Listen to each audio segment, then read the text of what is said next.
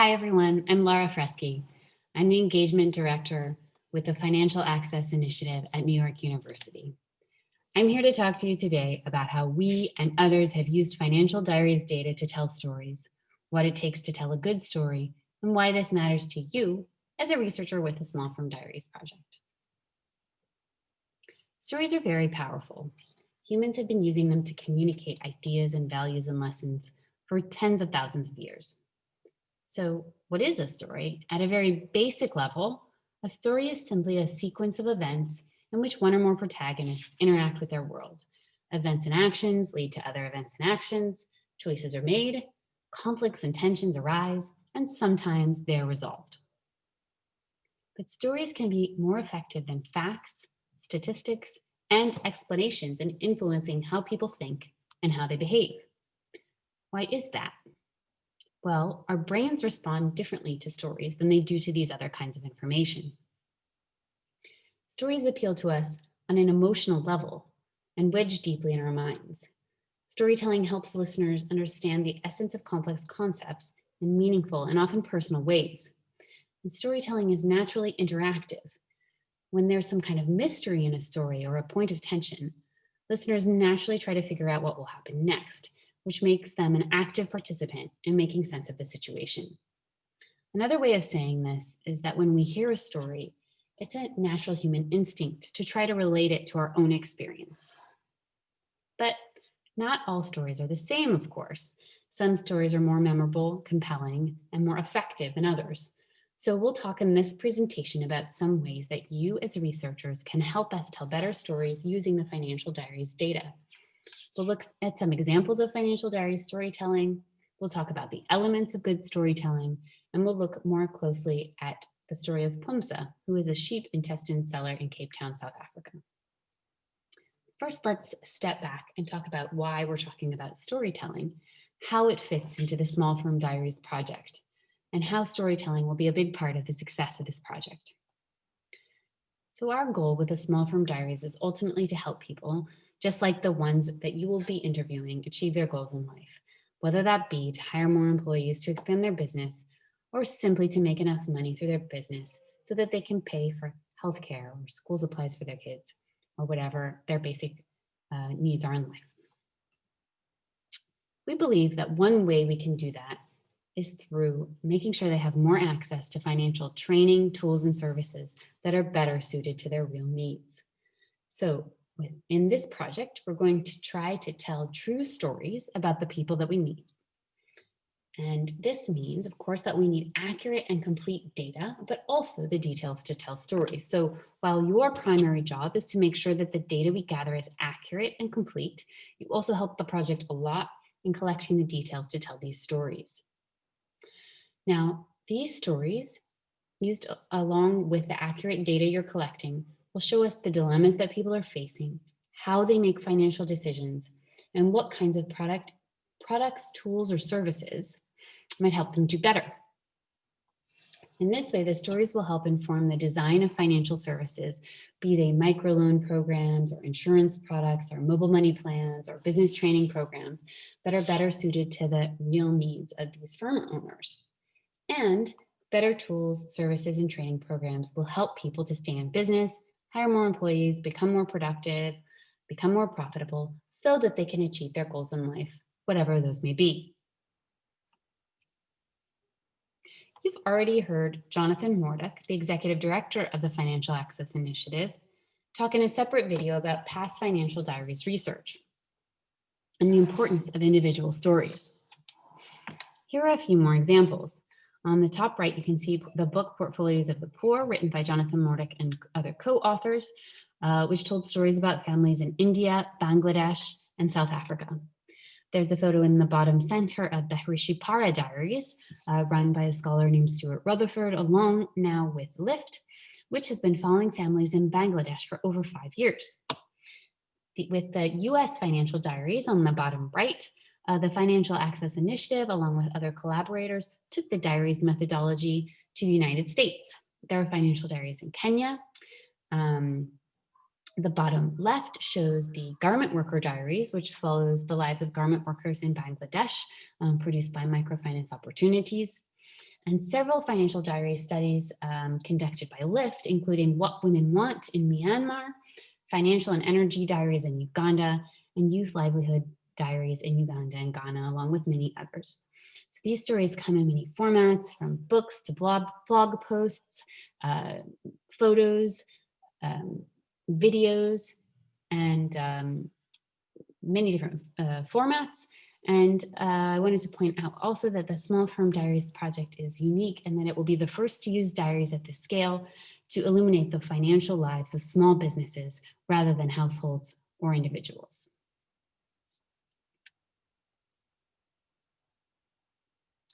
Earlier, we said that not all stories are the same and that some are more memorable, compelling, and effective than others. So what sets a good story apart? First, a good story contains specific, memorable details about people's lives. For the reader to feel a connection to the people in our study, it's important that they can see, hear, feel, taste, even smell the world that we're describing.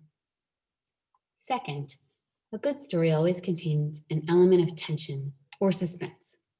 If the reader can always predict what's going to happen in the end and never feels any suspense about what might happen, then it's probably not a very memorable story.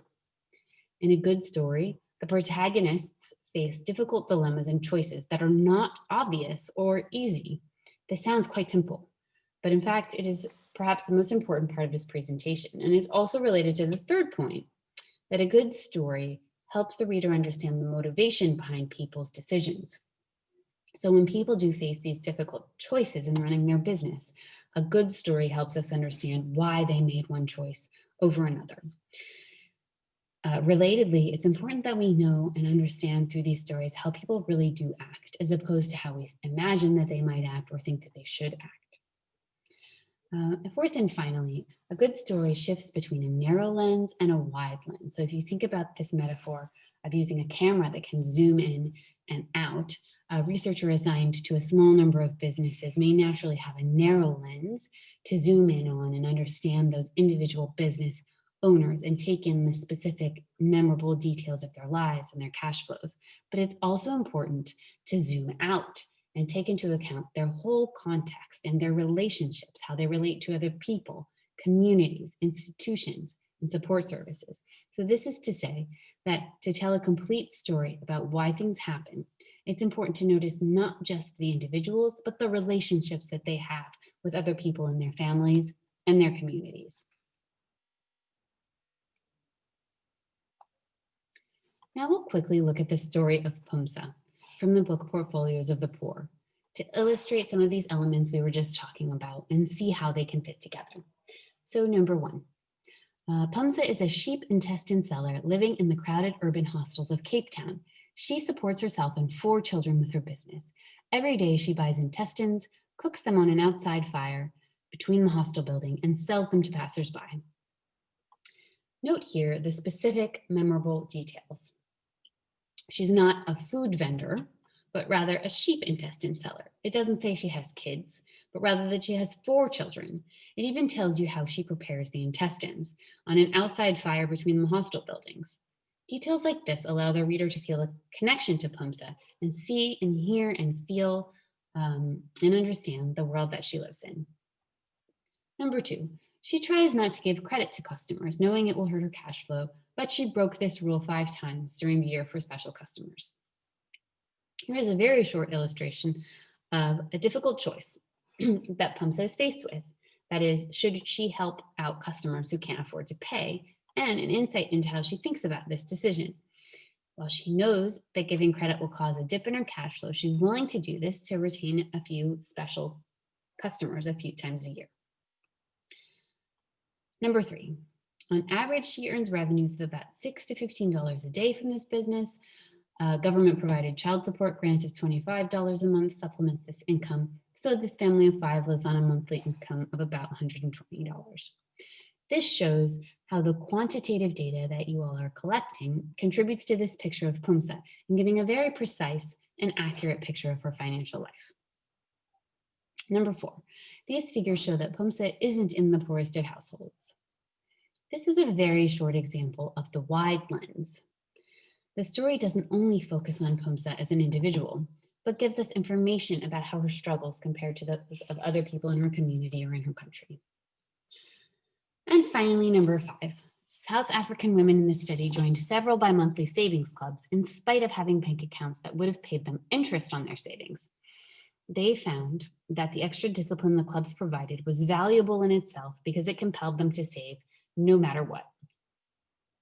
This passage actually combines several of the elements we talked about in the last section. It contributes to the wide lens, showing PUMSA's relationship with community members, that is her friends in the savings club, and institutions, the bank. It shows a choice that PUMSA faces. Is it better to save with a bank account or her savings clubs?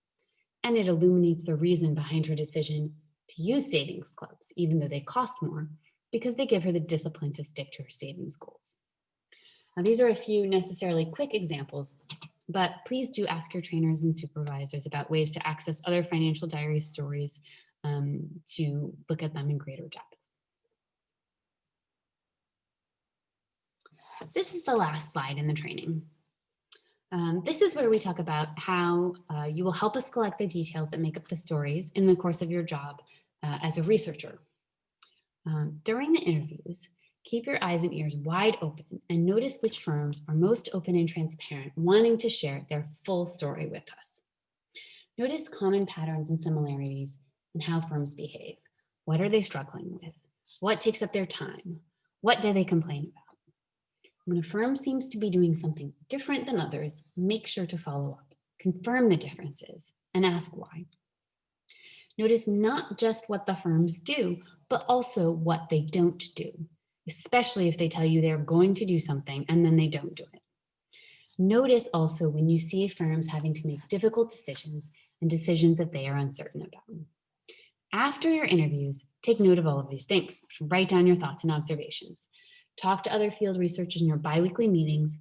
Talk to other field researchers in your biweekly meetings about all of the above things that you are noticing. And also talk to your supervisor on WhatsApp and bring these to his or her attention. So this is the end of the small firm diary storytelling training. We've talked about the power of storytelling to influence thinking and behavior. We've talked about the elements of a good story, and we have looked at how these elements can come together in an example like the story of PUMSA. Finally, we talked about ways that you can help us tell true stories about business owners as you are going about your data collection interviews. I really hope you enjoyed the training and wish you good luck.